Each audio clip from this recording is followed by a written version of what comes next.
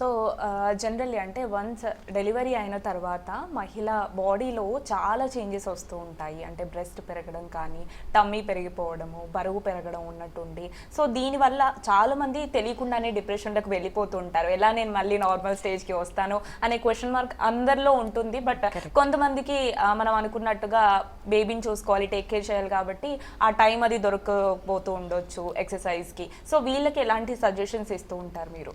So యూజువల్గా post partum అంటే నేను కూడా mom of 2 kids. I know what we go through. పిల్లలు పుట్టడం అనేది ఒక బ్యూటిఫుల్ థింగ్ అండ్ దాన్ని only women can do and it's a blessing. So అది అయిన తర్వాత ఏంటంటే మనకి ఒక హ్యాపీనెస్ ఉంటుంది డెఫినెట్గా పిల్లల్ని చూసి. బట్ స్టిల్ లోపల కొంచెం హార్మోనల్ చేంజెస్ వల్ల కూడా some times post partum depression అంటారు, అట్లాంటి ఇవి కూడా వస్తూ ఉంటాయి. ఆ టైంలో మోస్ట్లీ డిస్ఫిగర్మెంట్, ఏంటి నేను ఇంత లావ్ అయిపోయాను, ఆర్ సమ్ పార్ట్స్ బ్రెస్ట్ ఏంటి ఇంత హ్యూజ్ అయిపోయింది, ఆర్ సాగి అయిపోయింది అని చాలామంది ఉమెన్ బాధపడుతూ ఉంటారు. So I'll say enjoy your motherhood, అది అసలే దానికి రీప్లేస్మెంట్ లేదు. But when you want to get back in to shape it is very good. It is not only to look beautiful but fitness is very important. రేపు పొద్దున obesity వల్ల కానీ over weight వల్ల వచ్చే చాలా డిసీజెస్ని మనం వెయిట్ని కంట్రోల్లో ఉంచడం అండ్ హెల్తీ లైఫ్ స్టైల్ ఉండడం వల్ల కంట్రోల్ చేయొచ్చు. సో అలాంటప్పుడు ఎస్పెషల్లీ నార్మల్ డెలివరీ అయిన తర్వాత 6 to 8 weeks తర్వాత మీరు ఒక రొటీన్ అంటూ స్టార్ట్ చేసుకోవచ్చు. సి సెక్షన్ అయిన వాళ్ళకి ఏంటంటే ఒక 3 months దాకా ఎక్సర్సైజెస్ ఎస్పెషల్లీ అబ్డామిన్ అవాయిడ్ చేయమని చెప్తాం. సో పోస్ట్ డెలివరీ వాళ్ళు డైట్ విచ్ ఈస్ హెల్దీ, ఎందుకంటే అప్పుడు లాక్టేటింగ్ కూడా ఉంటారు కదా, సో దానికి సంబంధించి హెల్దీ డైట్ చేసుకుంటూ ఫిట్నెస్ ఒక ½ an hour of walk or something, me time అంటాం కదా, సో అది తీసుకోవడం వల్ల ఏంటంటే will get back in to మన స్పేస్ మనకు వస్తుంది. అండ్ దెన్ మన యాక్టివిటీస్ ఇంకా బాగా చేయొచ్చు, లుకింగ్ ఆఫ్టర్ ద కిడ్ అయి ఉండొచ్చు అలా. అండ్ దెన్ అలా ట్రై చేయమని చెప్తాం. సో ఒక పీరియడ్ అయిన తర్వాత కొంచెం సార్లు ఎంత మంచి డైట్ తీసుకున్నా, మనం ఎంత హెల్దీ లైఫ్ స్టైల్ ఫాలో అవుతున్నా, some pockets of the fat doesn't go away. అట్లాంటి వాటికి డాక్టర్ని కన్సల్ట్ చేయడం కరెక్ట్.